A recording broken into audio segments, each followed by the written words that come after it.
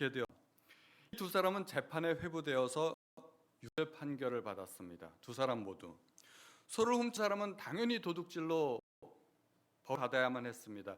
율법에 의해서 5배로 배상해야만 했습니다. 그것이 율법이었습니다.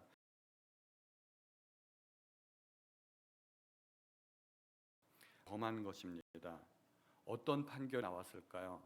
실제로 성경에 그 사례가 있습니다. 민수기에서 그런 사례가 있었습니다. 이스라엘 백성들이 광야에서 방황할 때였습니다. 민수기 15장에 보면 이스라엘 자손이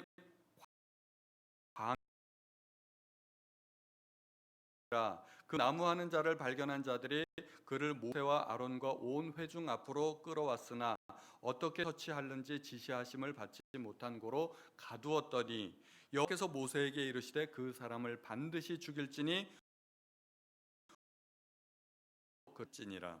온 회중이 곧 그를 진영 밖으로 끌어내고 돌로 그를 쳐 죽여서 여호와께서 모세에게 명령하신 대로 하니라. 여러분, 이러한 법과 판결이 이해가 되십니까? 얼핏 들으면 이해 안 됩니다. 어떻게 이런 법이 있고 이런 판결이 있을 수가 있을까? 상식적으로 있을 수 없는 법이고 판결입니다. 첫 번째로 열심히 일했다는 것은 그 누구에게도 해가 되는 것이 아닙니다. 남은 사람이 안식일에 일을 했다고 해서 나무를 했다고 해서 누구 하나 손해본 사람이 있습니까? 가정과 국가의 경제에 이바지한 행동이고 모범이 될 만한 성실한 사람인데 죄를 정한다는 것이 말이 안 됩니다. 그리고 또한 하나님은 은혜로우시고 자비로우신 하나님이신데 그깟 안식일을 좀 어겼다고 그렇게 돌로 쳐야만 했을까요? 도둑놈은 벌금형에 처하면서 먹고 살겠다고 열심히 일한 사람을 사형에 처합니까? 세상에 어느 나라 법도 그런 법은 없습니다. 아무리 악법도 그렇게 하지는 않습니다. 도대체 안식일이 뭐길래 하나님께서 안식일에 나무 한 사람을 그렇게 돌로 치라고 명해야 됐을까요? 우리는 이것을 깊이 알아야 됩니다. 오늘은 안식일에 관해서 좀 설명을 해보려고 하는데요. 오늘은 안식일의 의미, 다음번에 기회가 있으면 안식일을 지키면 얻게 되는 유익과 하나님이 주시는 복에 대해서 한 번 더 알아보고자 합니다. 구약 대표적인 율법 두 가지는 할례와 안식일입니다. 창세기 하나님은 이렇게 명령하셨습니다. 너 중 남자는 다 할례를 받으라. 이것이 나와 너희와 너희 후손 사이에 지킬 내 언약이니라. 언약이라고 말씀하셨습니다. 출애굽서도 이같이 이스라엘 자손이 안식일을 지켜서 그것으로 대대로 영원한 언약을 삼을 것이니 이는 나와 이스라엘 자손 사이에 영원한 표징이라고 그렇게 말씀하셨습니다.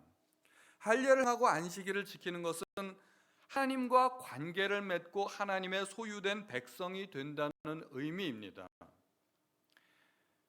하나님의 백성이 되기 위해서 가장 먼저 할례를 받아야 됐습니다. 그리고 안식일도 지켜야만 했습니다. 만약에 할례를 행하지 않고 안식일을 지키지 않으면 이스라엘 백성 중에서 끊어질 것이라고 하나님께서 말씀하셨습니다. 하나님께서는 이 관계를, 하나님과 백성 사이의 관계를 첫 번째로 가장 중요한 것으로 그렇게 보십니다. 하나님께서는 어떤 사람이 당신의 백성이 되었는가 되지 않았는가가 가장 중요한 문제이고 당신의 백성이 어떠한 삶을 사느냐 하는 것은 두 번째 문제로 치신다는 것입니다. 그들이 착하게 살건 성실하게 살건 이것은 하나님께는 두 번째 문제입니다. 중요하지 않다는 게 아닙니다. 착하게 살아야 되고 열심히 살아야 됩니다. 그러나 그것보다 더 중요한 이슈가 있다는 것입니다. 하나님께 중요한 것은 당신의 백성이냐 아니냐 하는 것입니다. 하나님께서 율법을 누구에게 주셨습니까? 하나님의 백성에게 주셨습니다. 그러므로 율법은 하나님의 백성에게만 의미가 있습니다. 이방 백성들이 할례를 안 받았어도 상관이 없습니다. 안식일에 일을 해도 뭐라 하지 않으십니다. 아무런 상관이 없습니다. 그러나 만약에 이방인 중에서 누군가 하나님의 백성이 되기를 원하는 사람이 있다면 그는 가장 먼저 할례를 받아야만 했습니다. 그리고 안식일을 지켜야만 했습니다. 반대로 하나님의 백성 중에서 안식일을 어기는 사람이 있다면 하나님께서는 그를 이렇게 여기는 것입니다. 난 하나님의 백성이 아니어도 상관없다 그렇게 말하는 사람으로 여기신다는 것입니다. 그래서 할례와 안식일은 다른 율법들과는 의미가 다릅니다. 차원이 다릅니다. 그것은 하나님의 백성이 되느냐 안 되느냐의 차원인 것입니다. 그래서 하나님은 구약 시대에 할례와 안식일을 대단히 중요한 것으로 여기셨다는 것입니다. 하나님의 백성이 된다는 것은 착하고 안 착하고의 문제가 아닙니다. 오늘날로 말하자면 그가 구원받고 천국에 갈 수 있느냐 없느냐의 문제가 되는 것입니다. 그것은 이 세상에서 모든 사람들이 해결해야 될 첫 번째 이슈가 되는 것입니다. 하나님의 백성이 된다는 것은 목숨보다 중요한 일입니다. 그래서 기독교 역사에서 수많은 박해에도 불구하고 하나님의 백성으로 인정받기 위해서 그토록 많은 순교자들이 나왔던 것입니다. 내가 하나님의 백성이기 때문에 이 세상에서의 생명은 가장 중요한 것으로 여기지 않겠다고 각오하고 결심하고 보여주는 것입니다. 나 하나님의 백성이기 때문에. 광야 안식일 사건은 그 의미를 하나님께서 상징적으로 보여주신 것입니다. 백성들은 그 일로 교훈을 받았습니다. 그리고 그 이후로는 단 한 번도 광야에서는 그런 사건이 없었습니다. 그들은 하나님의 백성이 되기 위해서 목숨 걸고 계명을 지켰던 것입니다. 하나님께서 법을 주실 때는 그 시대 사람들의 수준에 맞게 주십니다. 우리 자녀들을 교육하다 보면 아이 유치원 때, 초등학교 때, 중고등학교 때, 또 대학생 때 각각 다르게 교육을 시키지 않습니까? 아이들이 어렸을 때는 횡단보도 건너갈 때 뭐 손을 들고 건너가라, 빨간불에는 건너면 안 된다, 이런 것을 가르치지만 대학생들한테 그런 얘기하면은 그건 무식한 부모죠. 부모도, 인간 부모도 자녀들이 어렸을 때하고 성장했을 때하고 교육하는 방법과 내용이 다릅니다. 하나님께서도 이 모든 하나님의 말씀을 한꺼번에 다 주신 게 아닙니다. 그 시대 상황에 맞게, 수준에 맞게 조금씩 주셔서 오늘날 이르게 된 것입니다. 모세 시대 사람들은 완악했습니다. 실로 예수님께서 결혼에 관한 말씀을 하시면서 하나님께서 짝지어 주신 것을 사람이 나누지 못할 것이라고 그렇게 말씀해 주셨습니다. 그랬더니 유대인들이 물었습니다. 그러면 어찌하여 모세는 이혼 증서를 주어서 버리라 명하였나이까? 예수님께서 그 질문에 대해서 이렇게 대답하셨습니다. 모세가 너희 마음의 완악함 때문에 아내 버림을 허락하였거니와 본래는 그렇지 아니하니라. 이혼 증서가요, 아내를 내버리는 구실로 삼아서는 안 된다는 얘기입니다. 예수님의 말씀은 하나님의 원래 의도는 부부는 하나님께서 맺어주신 인연이기 때문에 함부로 헤어져는 안 된다는 것입니다. 하나님의 의도는 그것이 아니었지만 그 시대 사람들의 완악함 때문에 남자들에게 함부로 버림받는 여자들을 보호하는 차원에서 어디 가서 음녀 취급을 받지 않도록 이혼 증서를 써주도록 했다는 것입니다. 그 시대 수준에 맞게 하나님께서 그렇게 법을 주셨다는 것이죠. 안식일에 관해서도 이 시대 사람들에게는 실물 교육이 필요했습니다. 안식일을 범하면 정령 죽을 것이라는 계명이 있음에도 불구하고 계명을 가벼이 여기는 사람들이 있기에 일벌백계가 필요했다는 것입니다. 그러면 우리는 오늘날 안식일을 어떻게 생각해야 될까요? 어떻게 받아들여야 될까요? 그리고 어떻게 지켜야 될까요? 성경의 안식일을 지키라고 기록이 되어 있기 때문에 문자 그대로 지켜야 된다고 한다면 저는 그 정신을 매우 훌륭한 정신이라고 그렇게 인정합니다. 훌륭한 자세입니다. 그런데 그렇다면 안식일을 어겼을 때 돌로 치라는 계명도 동일하게 지켜져야 되지 않을까요? 주님은 산상수훈을 시작하시면서 구약의 많은 율법들과 또 달라 보이는 그런 말씀들을 우리에게 주셨습니다. 산상수훈을 읽다 보면 반복되는 예수님의 설교 패턴이 있습니다. 옛사람에게 말한 바 뭐뭐 하였다는 것을 너희가 들었으나 나는 너희에게 이르노니, 너희가 이러이러한 말씀을 들었지만 나는 너희에게 이러한 말을 전하노라 하고 그런 패턴으로 예수님께서 계속해서 새로운 말씀과 율법을 주셨습니다. 얼핏 들으면 예수님께서 율법의 파괴를 말씀하시는 것 같습니다. 그러나 주님은 율법을 폐하러 오신 것이 아니요 율법을 완전케 하러 오셨다고 말씀해 주셨습니다. 그 말은 구약의 율법은 완전한 것이 아니라는 것입니다. 그렇기 때문에 예수님으로 말미암은 새로운 율법을 우리가 이제부터는 지켜야 된다는 것입니다. 그렇기 때문에 구약의 율법을 우리가 받아들일 때는 예수님을 통해서 또한 새로운 각도로 새로운 조명으로 그렇게 봐야 된다는 것입니다. 먼저 우리가 안식일의 기원을 한번 살펴보고자 합니다. 안식일이 어떻게 생겼는가요? 성경에 나오는 첫 번째 안식일은 하나님께서 세상을 창조하신 이후에 7번째 날 쉬신 것입니다.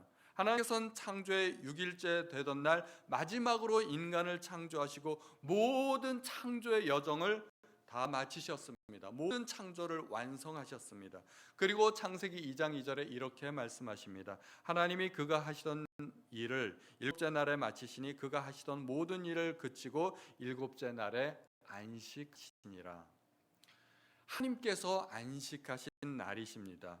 하나님께서는 하루하루 창조를 마치시고는 그날 평가를 하셨습니다. 그리고는 보시기에 좋았더라 그렇게 평가하고 계십니다. 하루하루의 작업을 마치면서 그날의 평가를 통해 하나님께서 만족하시고 기뻐하셨다는 것입니다. 그리고 마침내 6일째 되던 날 인간을 창조하시고는 창조의 대단원을 마무리하신 겁니다. 창조의 대단원에 막이 내렸습니다. 온 우주 만물이 완성이 된 겁니다. 이 얼마나 대단한 작품입니까? 이 얼마나 위대한 작품입니까? 미켈란젤로가 거대한 벽화를 완성한 것과 같이 또는 소설가가 한 50편쯤 되는 정말 거대한 장편 소설을 마감한 것과 같이 건축가가 수십 년 걸리는 그 아름다운 건물을 완성한 것과 같이 하나님의 아름다운 창조의 대단원이 마감한 것입니다. 천지창조가 다 이루어진 것입니다. 하나님은 7째 날 뭐 하셨을까요? 우리가 사람을 생각해 보면 좀 이해가 될 것 같습니다. 모든 예술가들은 자기의 예술품을 완성하고는 어떻게 할까요? 그동안 너무 힘들었기 때문에 너무 지긋지긋하기 때문에 다시는 돌아볼 생각을 하지 않을까요? 그렇지 않습니다. 제가 아는 예술가들은 그렇게 하지 않습니다. 예술가들은 자기의 예술품을 완성했을 때 한 발짝 떨어져서는 자기의 예술품을 감상합니다. 깊이 자기의 예술 세계를 음미한다는 것입니다. 마치 도공이 도자기를 구워놓고 여러 개의 실패작들을 깨뜨려 버리다가 어쩌다가 마음에 드는 도자기 하나를 발견하고는 정말 기뻐하면서 이리 보고 저리 보고 즐거워하고 기뻐하고 감탄하는 것과 마찬가지입니다. 예술가들은 자기의 예술 작품이 완성됐을 때 기뻐하고 즐거워하고 자기의 그 예술 세계를 음미하고 감상하는 것입니다. 여인이 애를 낳을 때 얼마나 심한 해산의 고통을 겪습니까? 몇 시간씩 진통을 해가면서 아이를 낳는다는 것을 우리는 잘 알고 있습니다. 그러면 그렇게 고통스럽게 아이를 낳았기 때문에 지긋지긋해서 그 낳은 아기를 다시는 쳐다보고 싶지 않을까요? 산모들을 보면 그렇게 고통스럽게 낳은 아기를 얼마나 사랑스럽고 대견한 눈으로 쳐다보는지 알 수 없습니다. 한 자식이지만 아빠들이 아기를 보는 눈과 엄마들이 아기를 보는 눈은 같지 않습니다. 아빠들은 아기를 볼 때 저게 내 새끼구나 그래서 멀뚱멀뚱 쳐다보지만 엄마들이 아기를 보는 그 눈 속에는요 감동이 있습니다. 사랑이 있습니다. 즉하고 극한 눈빛으로 그렇게 아기를 쳐다봅니다. 그 감동은요 제가 생각하기에 아빠들은 죽었다 깨어나도 아마 모르지 않을까 그렇게 생각이 됩니다. 저도 새 아이를 낳았는데 아이들이 태어났을 때 신생아실에 있지 않습니까? 아이 낳았다고 아이를 이렇게 보여주는데 제가 아이들을 처음 갓난 아기들을 몇 시간 안 된 아이들을 딱 봤을 때 제가 무슨 생각을 했냐 하면 왜 아기가 저렇게 쭈글쭈글하고 못생겼지? 제가 그런 생각을 했었습니다. 저도 그런 생각을 했었습니다. 이 아빠들이 보는 눈하고 엄마들이 보는 눈하고는 달라요. 며칠 지나니까 이뻐지더라고요. 그 감동이 며칠 뒤에 오는 게 아빠인 것 같습니다. 하나님은 여섯째 날에 모든 창조를 맞으시고 뭐라고 말씀하셨냐면 보시기에 심히 좋았더라 그렇게 말씀하셨습니다. 하루하루도 좋았지만 그것이 다 완성이 되고 조화를 이루니까 하나님 보시기에 대단히 좋았던 것입니다. 아주 만족하셨다는 것입니다. 그렇게 스스로 심사평을 하셨습니다. 그때 완성된 우주 만물은 어떻게 하고 있을까요? 온 우주 만물과 산천초목과 모든 피조 세계가 하나님의 영광을 찬양하고 있었을 것입니다. 시편에 보면 온 자연 만물이 하나님을 찬양하라고 그렇게 말씀하시는 구절들이 많이 있습니다. 시편 19장 1절에 보면 온 하늘이 하나님의 영광을 선포하고 궁창이 그의 손으로 하신 일을 나타내는 도다. 시편 66편 4절에 보면 온 땅이 주께 경배하고 주를 찬양하며 주의 이름을 찬양하리이다 할지어다. 시편 148편에도 보면 해와 달아 찬양하며 광명한 별들아 찬양할지어다. 하늘의 하늘도 찬양하며 하늘 위에 있는 물들도 찬양할지어다. 온 세상 만물이 하나님을 찬양할 수 있다는 것입니다.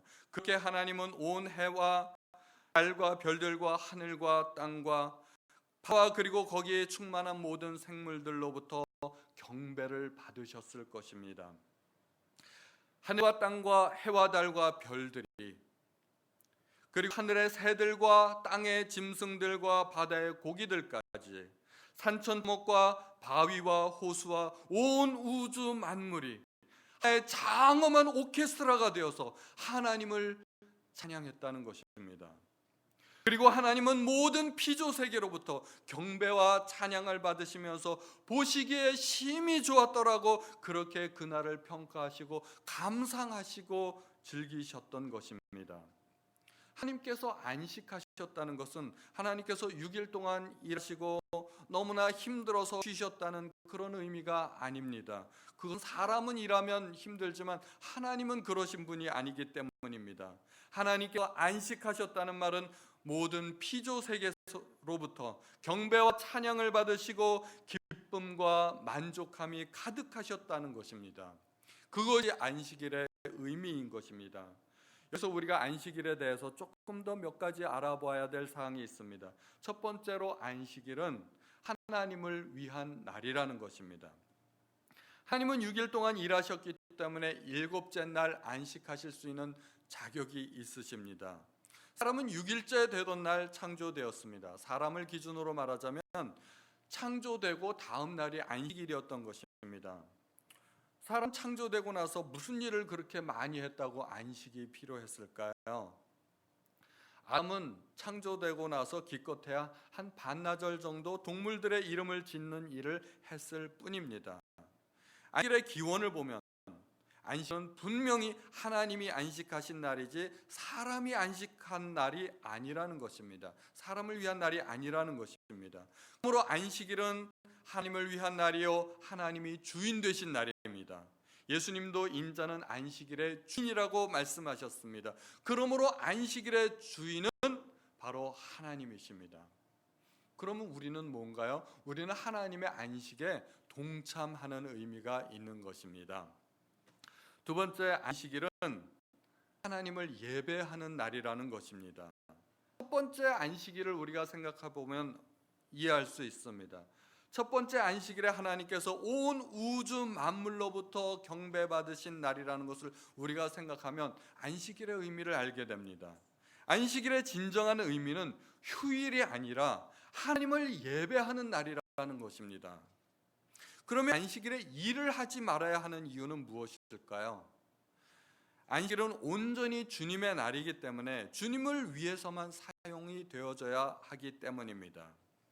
우리가 세상의 여러 가지 일에 분주하면서도 온전히 주님을 예배할 수는 없습니다. 우리 상의 결혼식에서도 신랑 신부를 축하하기 위해서라면 만사 제쳐놓고 예식장에 참여하기도 합니다. 시골에서 자식 서울 보내놓고 서울에서 결혼한다고 그러면 시골에서 관광버스 한 대 대절에다가 일가친척들 다 몰고 와서 서울에서 예식 참여하고 또 피로연 참석하고 또 그리 바리바리 싸들고 관광버스 타고 또 시골로 내려가지 않습니까? 하루를 온전히 예식장에 바치는 겁니다. 신랑 신부를 위해서 하루를 바치는 겁니다. 저도 우리 장로님 아드님 결혼식장에 한번 참석하기 위해서 그날 제가 주례를 봤는데 그날 하루 결혼식에 참석하기 위해서 토요일 하루를 쬐습니다. 요즘 애들은 쬐다고 말을 하더라고요. 저도 토요일 하루를 쬐습니다. 저도 신랑 신부를 위해서 저의 하루를 바친 겁니다. 그러니까 우리가 하루를 주님 앞에 보내기 위해서는 잡다한 내 업무를 줄여야 됩니다. 그렇지 않으면 하나님께 온전한 예배를 드릴 수가 없다는 것입니다. 그러므로 안식이라는 나를 위한 일을 삼가해야 옳을 것입니다. 반면에 그것이 주님의 일이라면 상관이 없습니다. 교회에서 열심히 일하는 사람들은 주일날 오히려 더 바쁩니다. 그리고 더 피곤하고 더 할 일들이 많습니다. 만약에 주일에 아무 일도 하지 말아야 된다고 한다면 교회에서는 성가대도 하지 말아야 되고 주일학교 교사도 봉사위원도 주차위원도 하지 말아야 됩니다. 그것도 다 일인데 찬양대도 하지 말아야 되고 반주도 하지 말아야 됩니다. 아니래 일을 하느냐 안 하느냐 그것이 중요한 것이 아니라 무슨 일을 하느냐, 누구를 위한 일을 하느냐 하는 것이 중요한 것입니다. 안식일은 주님의 날이기 때문에 주님의 일이라면, 주님을 위한 일이라면 더욱더 힘써서 그 일을 해야만 한다는 것입니다. 그러므로 안식일에 일을 하느냐 안 하느냐 단지 문자적으로 그것이 중요한 것이 아니라 무엇 때문에, 누구 때문에 그 일을 하느냐 하는 것이 중요하다는 것입니다.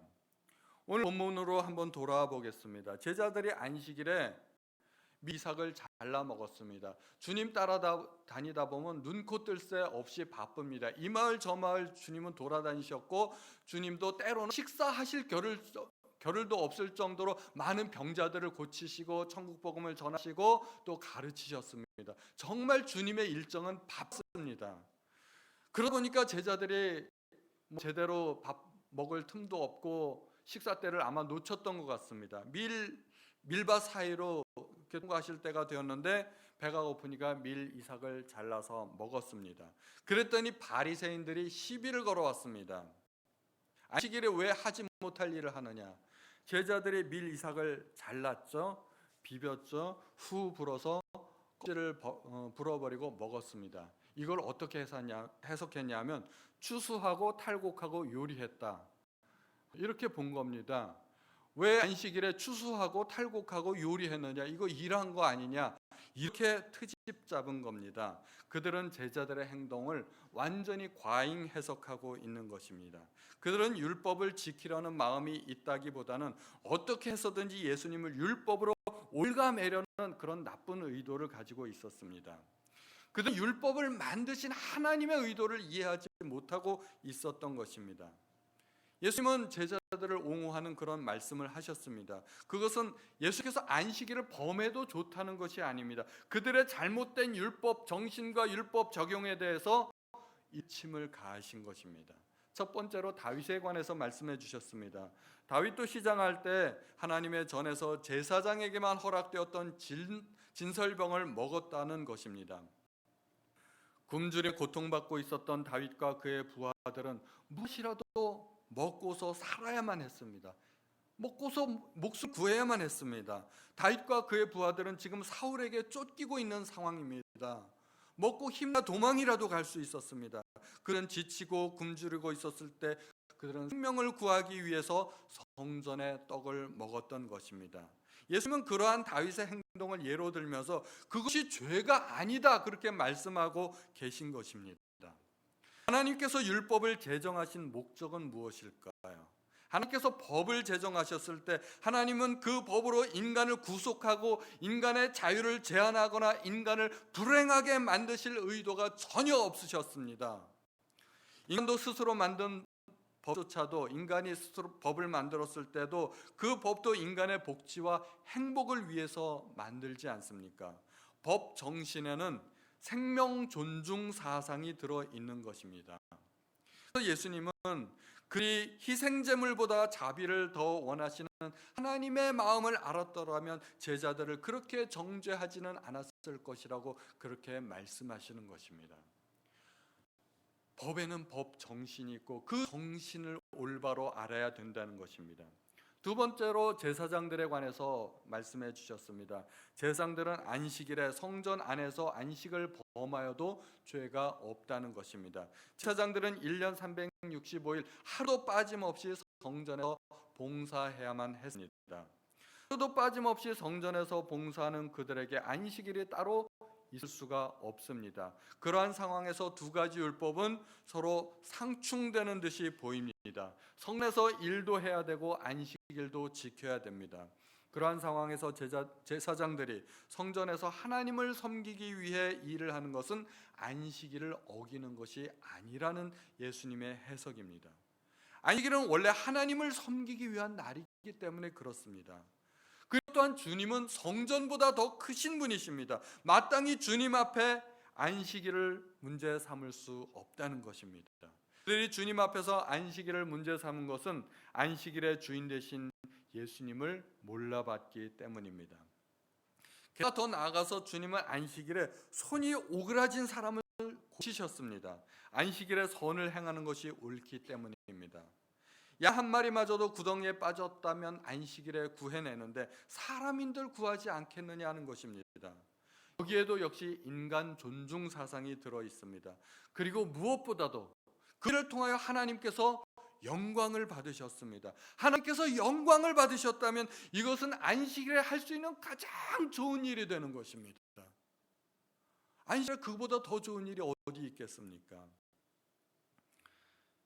이제 우리는 결론을 내리려고 합니다. 바리새인들의 눈에는 주님이 안식일을 범한 것처럼 그렇게 보였습니다. 그러나 주님은 오히려 안식일의 정신에 합당하게 행동하셨습니다. 인간의 생명을 존중하고 제사장이 안식일에도 하나님의 일을 하는 것을 옳다 인정하시고 병나를 고치심으로써 하나님께 영광을 올리신 것입니다. 주님은 결코 안식일을 파괴하려는 그런 의도가 없으셨습니다. 오히려 안식일의 참다운 정신을 살려주신 것입니다. 어디서 이런 오해가 생겼을까요? 바리새인들은 안식일을 오직 쉬는 날로 이해했기 때문에 잘못 이해한 것입니다. 주님은 안식일에 하나님을 위해서라면 밀을 잘라 먹어도 좋고 병자를 고쳐도 좋다고 해석을 하신 것입니다. 이것이 안식일의 의미인 것입니다. 오늘 우리가 안식일의 정신을 살려서 온전히 하나님을 예배하기 위해서 하루를 보낼 수 있다면 어떤 날이 괜찮을까요? 예수님의 부활 이후에 제자들은 주님의 부활을 기념하기 위해서 주님이 부활하신 바로 그날, 즉 안식 후 첫날 모임을 가졌었습니다. 그것이 주일의 기원이 되었습니다. 그 이후로 교회는 주님을 예배하기 위해서 주일에 모이게 되었고 그것이 교회의 전통이 되었습니다. 그런데 묘하게도 안식 후 첫날은 일주일의 시작이 되는 날입니다. 또 하나님께서 처음 세상을 창조하신 날, 즉 빛을 창조하신 날이었습니다. 그리고 빛 되신 예수님께서 부활하신 날이었습니다. 하나님께서 세상에 빛을 창조하신 날, 세상에 빛 되신 예수님께서 부활하신 날이 되었고 그 날이 오늘날 우리에게는 주일이 되었다는 것은 굉장히 오묘한 하나님의 섭리가 되는 것 같습니다. 주님은 인자가 안식일의 주인이라고 말씀하셨는데 안식 후 첫날이 주님의 날이고 그 날을 우리는 주일, 주님의 날 그렇게 부릅니다. 그 정신에 따른다면 오늘날 주일만큼 안식일로 지키기에 적당한 날이 없을 거라고 그렇게 생각이 됩니다. 안식일이 토요일이냐 아니냐의 문제는 별로 그렇게 중요한 문제 같지 않아 보입니다. 내가 주님을 온전하게 예배하기 위해서 세상의 모든 일을 끊고 주님을 위해서 하루를 온전히 비워둘 수만 있다면 그날이 안식일이 될 수 있다는 것입니다. 우리 명심해야 될 사실이 있습니다. 일주일 중에 하루는 내 날이 아니라는 것입니다. 하나님께서 주일을 내게 주신 이유는 쉬라고 주신 것도 아니고 여가 생활을 즐기라고 주신 날도 아닙니다. 그날은 주님을 예배하는 날입니다. 주의 예배도 있고 말씀 나눔도 있고 우리 교회는 회의도 있고 성경 공부와 여러 가지 각종 행사들이 있을지라도 그것이 주님을 위한 일이라면 좋은 일입니다. 만약 우리는 일을 해야 됩니다. 구약의 백성들이 안식일을 지키기에 목숨을 걸었다면 우리는 주일을 지키기 위해서 목숨도 걸어야 됩니다. 주일에는 따로 약속을 잡지 않으시기를 바랍니다. 주일에는 어디 놀러 가시거나 여행도 자제하시기를 부탁드립니다. 주일은 말 그대로 주님의 날입니다. 하나님께서 안식일을 얼마나 소중히 여기시는지 우리는 그것을 알아야 됩니다. 구시대 때 민수에서 우리가 본 대로 돌로 치고 명하실 정도로 하나님은 안식일을 소중히 여기셨던 것입니다. 그러나 그 이후로 백성들은 안식일을 조금씩 소홀히 여기기 시작했습니다. 예레미야 선지자에게 하나님은 유다 백성들이 안식일을 지키지 않는다고 책망하셨습니다. 그리고 안식일을 지키지 않기 때문에 그들은 멸망했습니다. 그들의 삶 속에서 하나님을 경배하는 것이 없었기 때문입니다. 안식일을 지키는 것이 과거의 율법이니까 이제는 더 이상 필요 없다는 생각은 버려야 됩니다. 안식일과 주일은 분명히 다르지만 하나님을 경배하는 날이라는 의미에서는 동일하다고 할 수 있습니다. 유대인들은 그 안식일을 소홀히 여겼기 때문에 멸망당했습니다. 그것이 역사적인 교훈입니다. 안식일과 주일은 하나님과 예수님이 서로 다른 분이듯이 서로 다른 날이라고 할 수도 있습니다. 그러나 하나님과 예수님은 한 분이듯이 결국은 안식일과 주일도 같은 날이기도 한 것입니다. 하나님께서는 나를 존중히 여기는 자를 내가 존중히 여기고 나를 멸시하는 자를 내가 경멸하리라 말씀하셨습니다. 백성들은 안식일을 범하였기 때문에 하나님을 존중히 여기지 않았습니다. 그리고 하나님께서는 그들을 경멸히 여기셨고 그들을 이방인들의 포로로 끌려가도록 그렇게 만드셨습니다. 그래서 그 땅이 황무하여 그들이 안식년을 지키지 못했기 때문에 70년 동안 그 땅이 안식하도록 하나님은 강제 안식을 주셨던 것입니다. 오늘 우리 성도님들은 주일을 소중히 여기시기 바랍니다. 우리가 주일을 소중히 여긴다면 그것이 바로 하나님을 소중히 여기는 것이고 하나님을 존중히 여기는 것이고 내 마음속에 하나님을 예배하는 것입니다. 그러면 어떤 일이 일어날까요? 하나님께서 안식일을 지키는 주일을 지키는 우리 성도님들을 소중히 여겨주신다는 것입니다. 하나님께서 소중히 여기시는 분들에게 하나님께서 복도 내려주실 줄로 믿습니다. 이제부터 우리의 마음의 자세를 바꾸고 안식일은 내 날이 아니고 안식일의 모든 시간은 내 시간이 아니라고 다짐하고 결단하시는 우리 성도님들 되시기를 예수님의 이름으로 축원드립니다. 우리 찬송가 43장을 함께 찬양하시겠습니다. 찬송가 43장을 부르시면서 주님께서 우리에게 주신 안식의 의미를 한번 되새겨 보시기 바랍니다.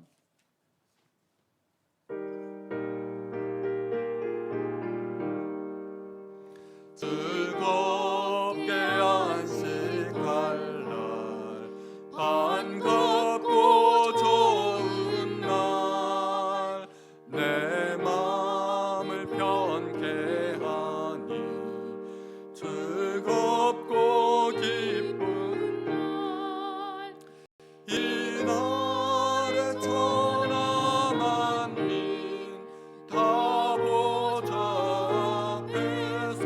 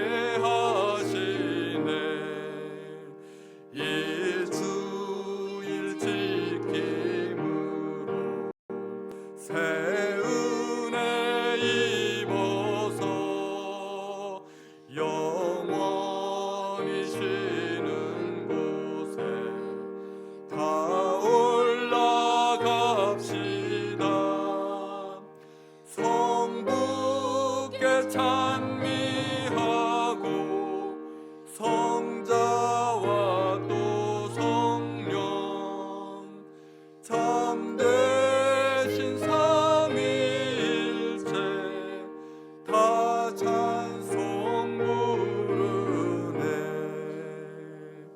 아멘. 하나님 아버지, 오늘도 말씀을 통하여서 귀한 은혜 주시고 깨닫게 하심을 인하여서 하나님 앞에 참으로 감사드립니다. 하나님, 저희가 세상 가운데 살 때 지치고 힘든 몸을 이끌고 주일에 하나님 앞에 예배드리러 나옵니다. 이 예배를 통하여 하나님께서 새로운 힘과 능력을 허락하여 주시고 독수리에 앙망하며 올라감과 같이 새로운 능력과 힘을 허락하여 주옵소서. 마귀와 대적하여 싸울 수 있는 힘을 주시고 악한 세상에서 살아갈 수 있는 능력을 하나님 허락하여 주시고 믿음으로 살아갈 수 있는 능력과 힘과 용기를 허락하여 주시기를 간절히 원합니다. 하나님, 주일 우리가 하나님 앞에 예배함으로 새 힘을 얻을 수 있도록 도와주옵소서. 모든 말씀 감사드리고 우리 구주 예수님의 이름으로 기도하였습니다.